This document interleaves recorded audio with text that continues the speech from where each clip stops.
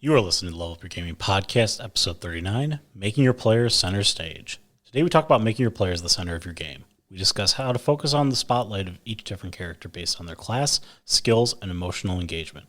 We also discuss how to illuminate other players when they don't possess the skills so no one is left out of the scene. If you'd like to participate in the discussion or leave us feedback, you can contact us at levelupyourgamingpodcast@gmail.com or find us on Facebook at facebook.com/levelupyourgaming. If you like the content and want to hear more of the show, subscribing will ensure you don't miss an episode. New episodes come out almost every Wednesday. Also, please review, tell a friend about the podcast, or share with your gaming group. Now sit back and enjoy the episode. Welcome into the Level Up Your Gaming Podcast. My name is Aaron, and joining me by phone, he always knows how to shine the spotlight on his intended target, Jared. How you doing, Jared? Hey, everybody. Not bad. How you doing? I'm doing good. You're traveling again, so here we are with the phone. I'm in Georgia again. Beautiful state of Georgia. Not that bad this time because fall, it gets really it's very nice outside all the days that I've been here. It's been very nice. The south does tend to cool down. It is nice. Everyone says it's nice 3 seasons out of the year because it cools down so much. And then the summer is just brutal, and it's hilarious because essentially they're like, hey, you're not coming down to Georgia so much anymore. And I'm like, right in time for fall. You had me come down all summer, but it was the fall. That's when you choose to make me stop coming. Well, they needed you in the summer. They don't need you in the fall, apparently. Well, it's the holidays, so. But so what's our topic for today, Aaron? Well, really quick before we get into our topic, we had a listener from our last episode give us a rundown on what the murder hobo actually is, because we were a little off. Awesome. Okay, so I'm going to paraphrase it, but Gary, thank you for the heads up on it. Effectively, what it is when a GM, DM lets their players kind of get away with anything, and the players are playing straight for XP and loot. They tend to, without consequence, kill everything in the world, like including the bartender and the daughter of the bartender. So that is the murder hobo. If you have one in your group, listen to our consequences episode, because that's how you stop the murder hobo. That's how you stop it. And if it's, what was the name of the gentleman again? Gary. Gary, thank you so much for writing in. It's terribly exciting for me. We have somebody writing in and interacting with us. It's you just made my day. So Gary, thank you for the explanation. I'd never understood the D&D murder hobo meme. And Aaron's right. For the rest of our listeners, if you have murder hobo situation going on, perhaps it's time to listen to our consequences episode. Bringing natural consequences to a situation, because let us be honest, even in the Dark Ages, there were very bad people who went around essentially murdering whomever they wanted. Towns don't take too kindly to that, and when they know if it's a group of people, eventually some lord will ride against them. Or the city guard will fight them, or somebody's going to do something. But I guess the murder hobo just tends to kill whatever they want to get more loot and get more XP. Although I wouldn't award any of your players XP if they killed the bartender. I would harshly punish them for doing so. Yeah. And my personal favorite is if you're running around and murdering hobos, especially sci-fi Dungeons and Dragons, you're going to start to draw the attention of people who, I don't know, maybe want to do the same thing, just murder everything for XP, and they might be a bit bigger than your party is expecting. So, the hunters become the hunted. There you go. Can make it an even better story at that point if your story wasn't going somewhere, or your players weren't participating the way you wanted them to. Yep. So, but our topic for the day, Aaron. Our topic, yes. Our topic indeed. Our topic is going to be how to make your players center stage. How to make your players center stage. One of the most key and crucial. Wow, it's really important if it has two nouns, or adverbs, adjectives. Adjectives, yeah. I think that's what we're looking for there. I taught history, not English. So making your characters a spotlight or center stage is very important. Why? Sometimes I wonder at my brain. Sorry, ladies and gentlemen, it's been an extremely long day. So it's very important because what you are looking for is to give an emotional kick to each one of your players. If you're looking on what emotional kicks are, also you can refer back to our KYC episode where we talk about Robin's Law and doing analyses on your players. Understanding what gets them going as a player. Because what I want to caution you is most people would be like, I got a ranger in the group. Ranger needs to shoot things with arrows. Fight. I got a warrior in the group. Warrior shoots things or crushes things with hammers. Fight. Cleric. Cleric heals things with magic. He needs to heal broken people. Fight. Do not just take the character's occupational class or because actually I think that's what it was called in Palladium, OCC, occupational character class. Yeah. Yeah, don't don't memory. but in D&D, don't just take the class. Take really look at the KYP episode. Jared's right. You know, make sure that you know your players and know what makes them tick and what they really like. Exactly. You know, go ahead, Aaron. Sorry, I interrupted. I was going to say otherwise, you know, you're kind of doomed to playing you're playing only with you're essentially storytelling with one arm tied behind your back at that point. And you're not necessarily engaging the story in a way that makes the players feel like they're doing something. They might choose a class because that's a class they like. But what you really want them to do is, you know, you want to appeal to their emotional, the person behind the character and make them feel emotionally engaged in the story. Right, and that's the truest sense. The highest thing that you are looking for is the emotional kick to the player. What do they really look for in a scene? What gets their goat? You know, for example, I think you know my entire group knows Jared loves werewolves. I am of team the werewolf young man. I think it was Jacob. I think we learned that from our friends over at the Dungeon Masters Dojo. Yeah. Yes. So Team Jacob, I am of Team Jacob. I love werewolves. You add a werewolf into your story, bam, emotional kick for Jared. He's going to get engaged. I'm a big fan of history. Aaron, you know, did a wonderful game once that's centered around diving deep into the town's history. And man, I was engaged.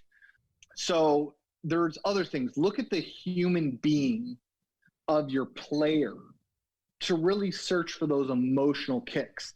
They like the love scene.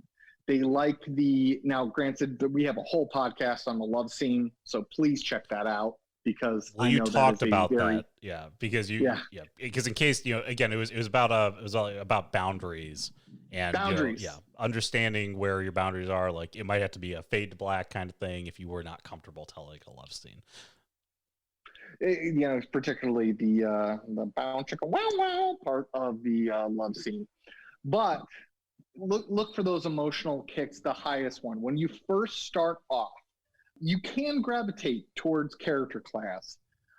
Your ranger gets a time where the arrow becomes necessary, but don't just go for the fight because almost everything in role playing can be somehow delegated towards a fight, except for like Star Wars has a class which is diplomat.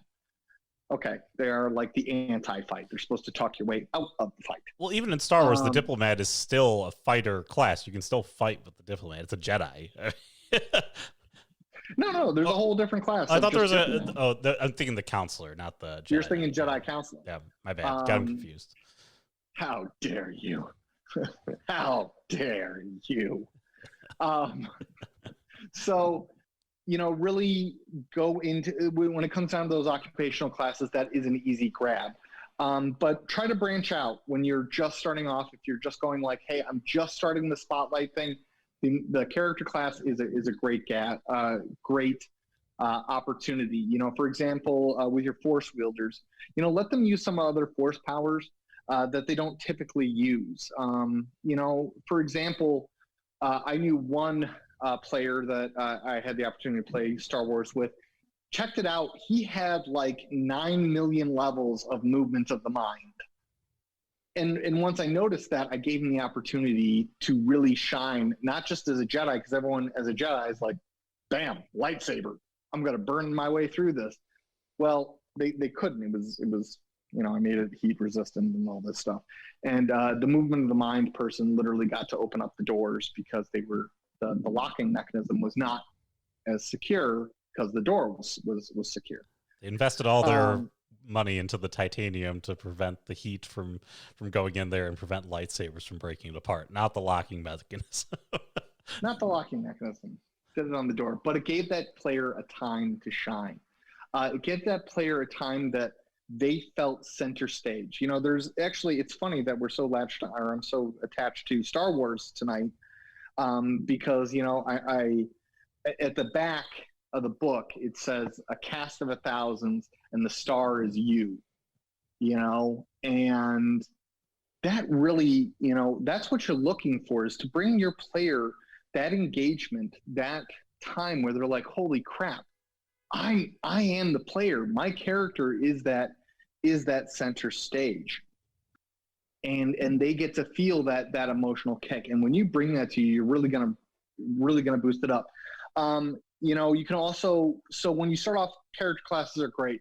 When you move on, as I was talking about, I looked at the character sheet and I noticed he had tons of movements in the mind. Start looking at skills, individual skills, where they might be comparatively better in areas than other players. Because you might have 3 rangers, but you might only have 1 ranger who actually took herbalism. Bam. It is time for someone to get scraped by a thorn of Osiris. Are we going Egyptian? We're going back to the Egyptian thing. We were just in the Egyptian tropes the other. Okay, the thorn of Odin. Okay, so we're gonna go a little Norse. Okay. Yeah, we're gonna go to the Norse today. So to get scratched by the thorn of Odin is up to the herbalist. Now, the thing is, when crafting a spotlight moment, okay, there is definitely a directed spotlight on your singular player. So our herbalist, okay, but you can't leave everyone else in the dim light. They have to be not in the center spotlight, but still illuminated. Okay.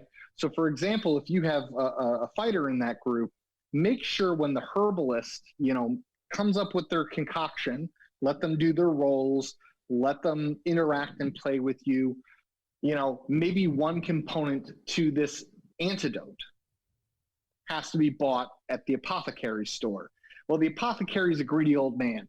Bam, I need my negotiator, my social player to come in and join in that spotlight. It's still the herbalist's scene, but it still welcomes the other players to interact with that scene. Your other players aren't sitting around with their hands in their pockets going, okay, herbalist has got this. If you're going to do that, make sure that's brief.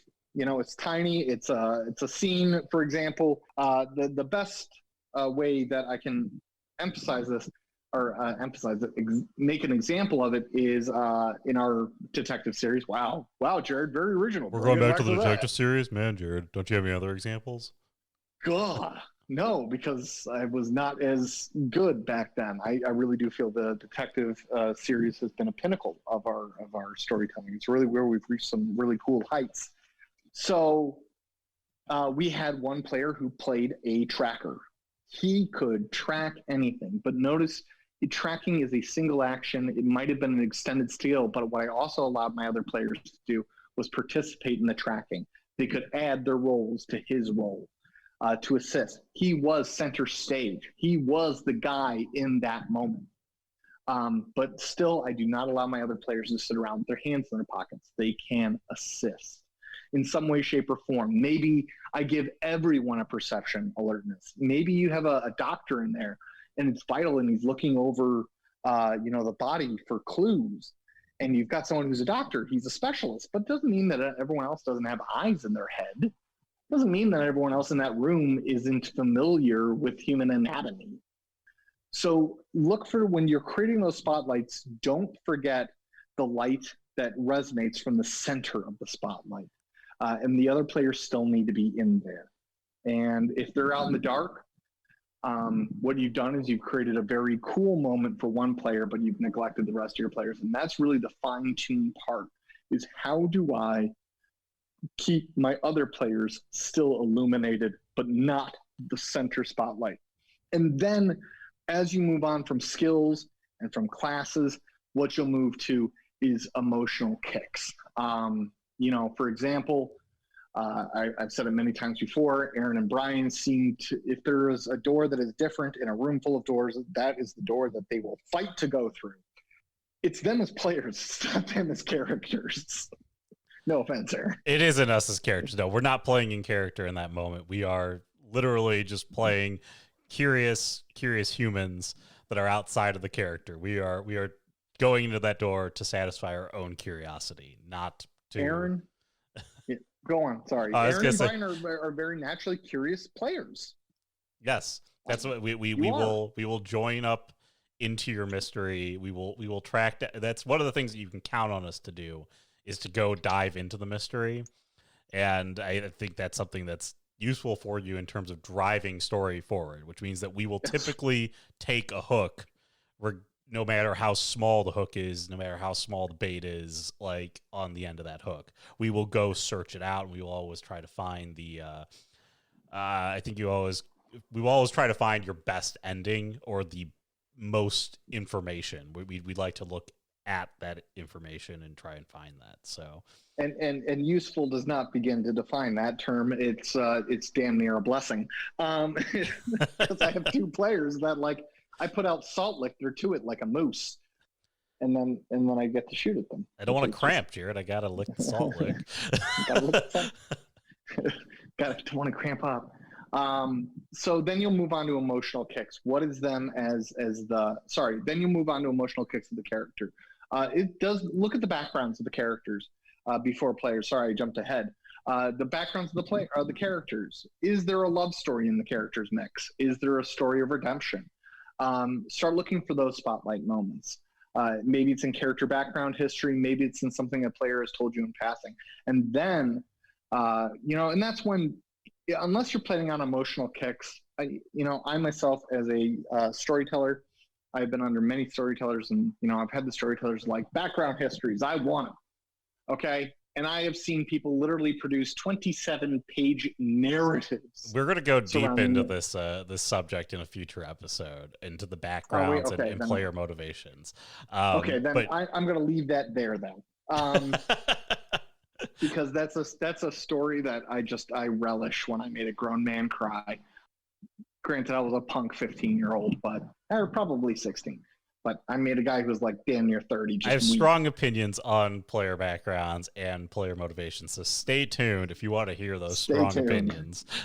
If you want to hear about the tears, let's admit it. You're coming for the tears. How did Jared make me cry? I was a punk. I was such a punk. Either way, but going back to it, so character motivations, all that will help you guide spotlight moments, but then you'll move on to the most advanced way, which is what gets the emotional kick as a player. I'm looking at the person. I think Aaron probably knows this as an emotional kick. For me, is playing the hero. I love being the hero. You love playing the hero, yes. That is. Go for it. I don't get a kick out of being a villain. Like, I don't get a kick out of being a bad guy or being like, well, let's get out the shovels, and even if we're playing good guys. For example, one of our games, our characters were put in a position where we had destroyed some supernatural, and there were bodies left, and the police were on the way, and we're like, oh God, we're all going to jail, we're all going to prison. We got like 3 dead bodies that we hacked with axes, and we weren't welcomed in this home.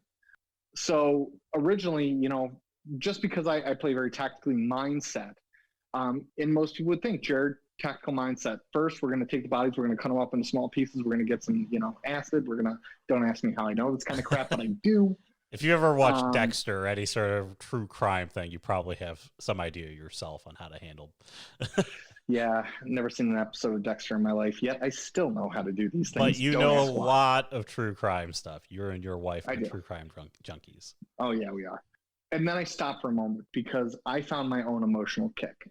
I said, no, my character's going to march out and say, I did it. It was me. It was a very playing in character moment when you did that, because we were really faced with a big conundrum there, which is, do we go back to our standard before we started playing deeper in character moment, or do we basically fall back into old role playing habits, or do we play the character as the character was meant to be played?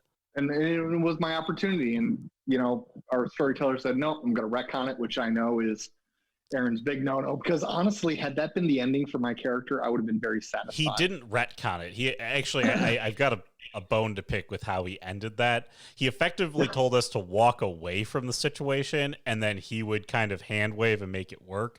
Okay? Don't put your players in a moral conundrum that you don't expect them to make a moral choice. Yes. I hope you, ladies and gentlemen, hear the seriousness in Aaron's voice. He does have a bone to pick with that ending.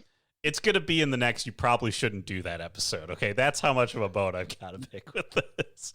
Because, honestly, and you got to know the players who are okay with character death. Like, I was okay with saying that my character is now serving 25 years in prison. I have to make a new character, because the GM at that time should have known Jared's emotional kick is heroism. He loves the idea of being a goddamn hero. Jared's favorite freaking thing in the world is Batman. Okay? Freaking Batman. All right? I am a grown man who reads every freaking Batman comic. Just saying, it's fantastic. The current run, City of Bane, had some problems with, but I'm not going to talk about it. I'm shocked Aaron didn't laugh at that. Here, I'll tell you what. Thank you. I deserved that. So find out your players' emotional kicks. And this is great when you really do have some players that you're playing with a long time. Now, here's the next part to it. And this is before we move on to greater story, and before I shut up for a little bit so Aaron can get his 2 cents in. Sorry. That's all right. Is combinations. Don't think you are stuck to, I got to go with a player emotional kick. For this game, I'm going to do all player emotional kicks. For the next game, I got some new players. I'm going to do just class kicks and class spotlights. No, if you have a group, bring those parts into every story. I've got the part where the archer, in my story, the archer gets to hit a very small target with his bow to save the party. But not only 3 sessions later, I give him the opportunity to fulfill his background story, and he sees the love of his life that he thought drowned in a river 3 days ago. Bam. Now I'm combining different types of spotlight moments. Some spotlight moments are ones that are very easy. Those arrow hits, okay, I've got 3 freaking rangers. Any one of them could hit that emotional spotlight, but they can nail it. But then I'm going to nail this one. And I'm going to make sure this player gets his emotional spotlight. And all the time that I'm going to keep everyone in the light. And it's a really delicate move, but trust me, if you just take your baseline story, so when you've made your cake, you've got the foundations, maybe you've got even icing on it. You might wait for that if you're just starting off. And the emotional kicks, those spotlight moments, are cherries. Those are the perfect, okay, now I'm going to create a scene just for this player. And what I try to do is I try to make sure that once I aim for this, and you're not going to hit the bullseye every time. I aim for at least one particular thing one player is good at each session. One little thing. And most of it comes down to classes, because class is very easy. Skills is very easy. I don't aim for the emotional kick every session, but I try. And like I said, you're not going to hit that mark every time. Heck, you might not hit it every game. But in those key games that you're like, man, I really want to up my level of gaming. I really want to impress my players. I want my players to go, wow, that was a story. This is what you go for, spotlight moments. Spotlight moments are just going to change your world. On to you, Aaron. No, I agree with you completely. I mean, you essentially do want to make sure that Jared's got a good point, is that making the emotional kick is really a harder thing to do than the I'm going to make sure that I make it clear that your character is going to use their sets of skills so everybody feels like they are invested in the moment. Obviously, you don't want to have every scene be like, Like, let's say you've got a tracker and you've got a negotiator. You don't want to be like every scene where you're negotiating with the safari manager and the other person's tracking down a lion. Okay, like that's insane. You don't want to do that. But you But at do. least one scene that would be great. That would be great for at least one scene. Yeah, you can't make, again, it can't rain every day. You can't have a safari manager tracking down a lion every day. But what you could do instead is, you can have your tracker do the tracking thing. You can have your other players assist in it. They're unskilled, but you can sort of narratively say, well, you're helping them discover. You're like, oh, what do those tree branches over there, being struck down? Does that mean anything? And your tracker then can process that information. So your tracker still is very useful. It shows that your tracker is very useful. But you're giving the other players time to contribute and add to the role itself. So you're letting your players figure it out. There's also a really good way to incorporate a like a bruiser or a physical character into a scene that is not physical. Is you can have them roll their skills and have them contribute their success to the person who has knowledge. And so, like, again, we typically run with the shared pot of information amongst the players, which is, if I give you a piece of information, it's sort of unspoken said that if you're around me, you know the information as well.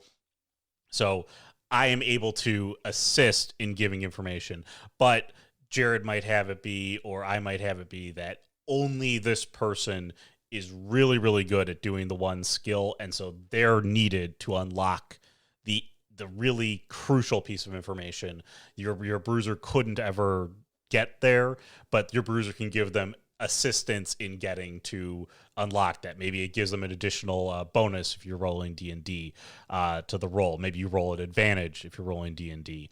Things like that can help your other players feel like they're contributing to giving that player the emotional, like the really big spotlight. And Jared's right with the spotlight. You don't want it to be a dark stage and just the spotlight on the one person, because then your other players aren't doing anything. They're still there in the scene. The stage is just dimly lit, and the spotlight is shining bright on the person who's standing center in front. Boom. So I did have one last area that I did want to touch on, just because we had run into this, Aaron and I, much earlier in our careers. And it's very short and it's very sweet information. So we had, a story presented to us that really it was our job as to defend a very important group of people. So essentially, these people were going to be the key to saving the world. Let's just put it there. Oh, this is a really good point. Yeah. And our characters were going to be their bodyguards. And I had discussed with the storyteller on several occasions, like, he can't do that as a story. And he asked why. And I said, because the thing is in the end, if your players die, no one cares. They were the bodyguards. They were supposed to die. The key people of the story, the heroes of the story, the protagonists, were the people who were destined to save the world. They were the center of the story. So for example, be careful with stories where you're like, well, they have to protect this one person who will bring to life all of the earth from its decaying state. Because again, you guys understand the stories about is about the bodyguards, or about that key person, and not the bodyguards. Now, there's some movies who have done it very clever. For example, The Bodyguard, great film, where the bodyguard really was the center of the story. But you have to make those clearly defined lines that your characters are the main point of this story. If you have, and it's a trap, there are NPCs that people will fall in love with. And you go, my God, this fucking NPC fucking rocks. This is the most brilliant story I've ever written in my entire fucking life. And you love playing that NPC. And then you realize the whole story has been about your NPC and their journey, and not the journey of the players. So you have to keep your players the center of the whole story. They're the ones who overthrow the king. And the story is about overthrowing the evil king. It's not about his son that they broke out of jail. For the love of God, in your story, make sure that son, stays off. When the camera pans out for the ending scene, it can't be the son at the center of the throne. It has to be the guardians that protected him. They have to be the ending scene. When you end that story, it has to end with your protagonists, your players. So be very cautious about bodyguard kind of stories that you might be developing, or stories that you might be developing where the players are wrapped around your giant narrative and they're always on the periphery of the narrative, and you let them get close and you let them see this magnificent moment, but they weren't the cause of that magnificent moment. They have to be that magnificent moment because they are the magnificent players.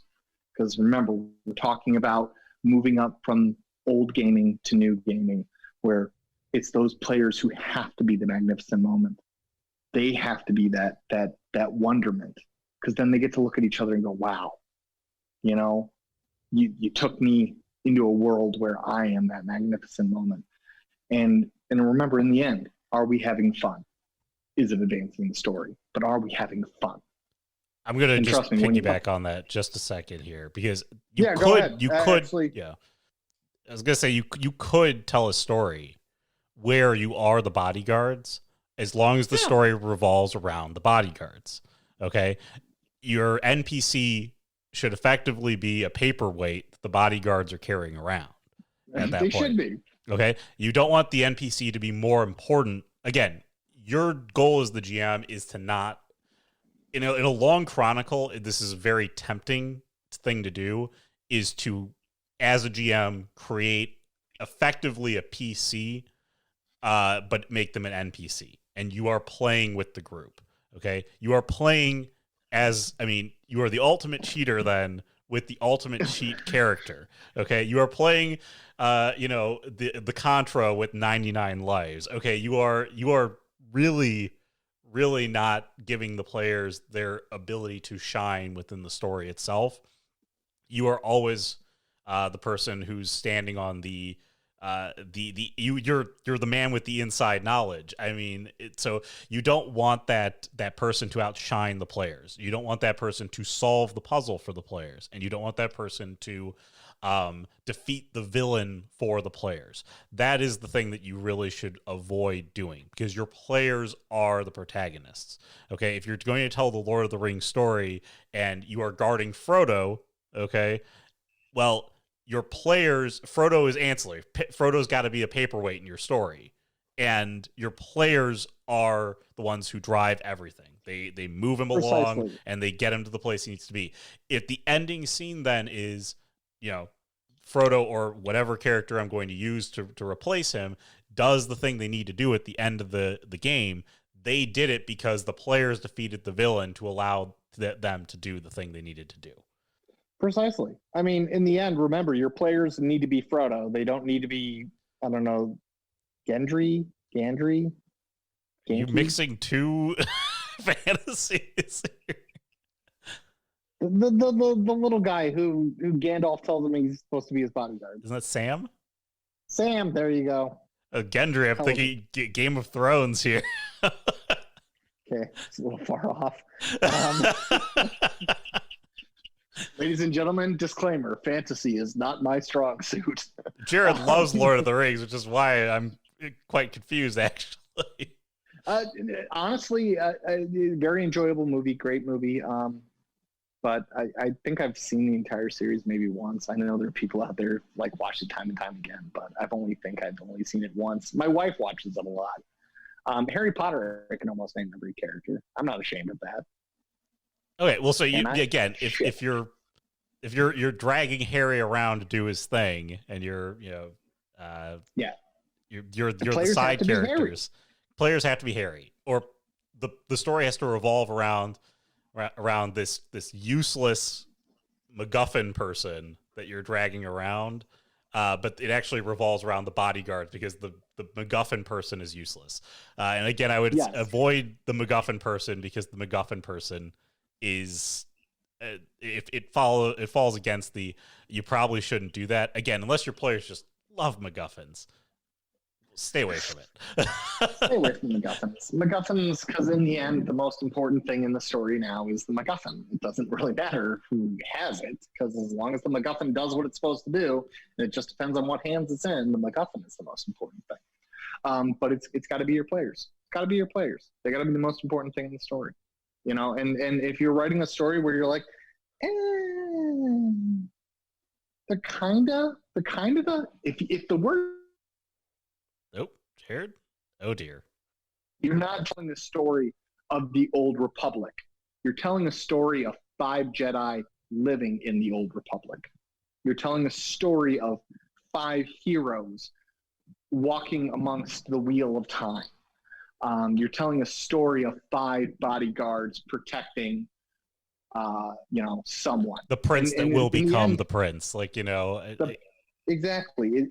They've got to be, as Aaron said, a freaking paperweight, because you have to make sure that the story revolves around them, the scenes, the action, the chaos, the struggle, the emotional pieces of the story, because you're going to be tempted with that protectee, that principal, right? That he finds his dead father and starts to weep. And you're going to think I'm creating a connection between my NPCs and my players. No, what you just made is an entire scene where your players are sitting around with their hands in their pockets.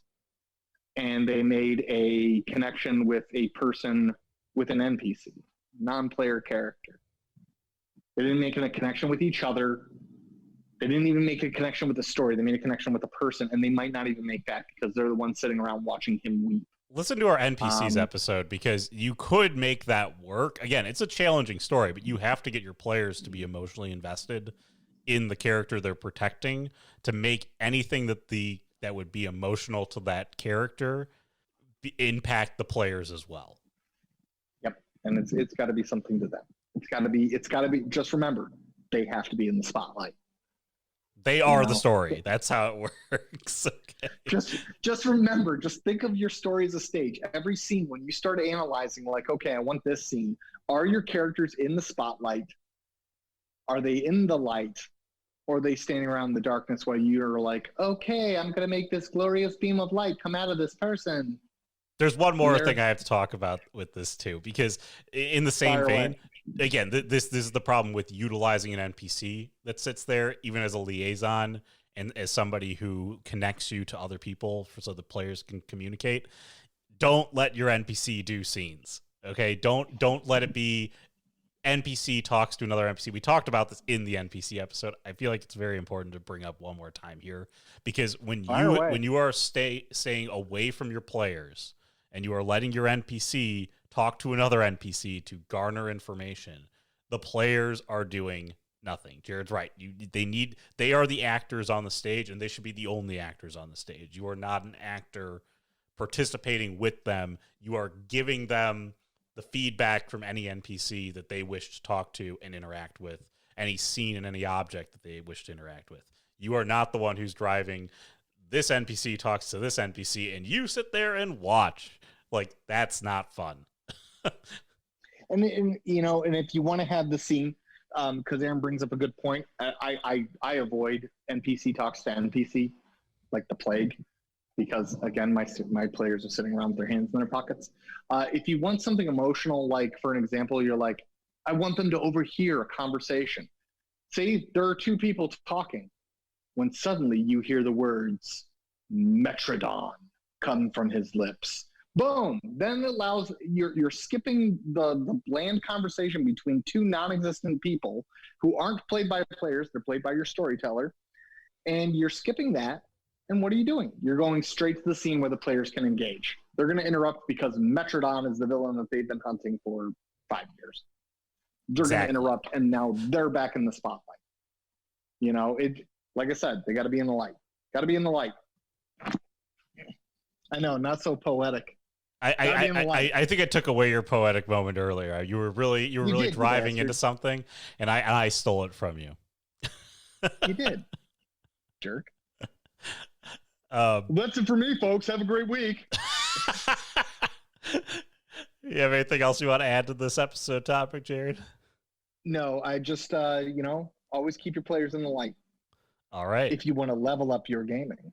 Yeah, there we are. We haven't done that in a little bit. Cheetos. The crunchy snack that always satisfies. Well,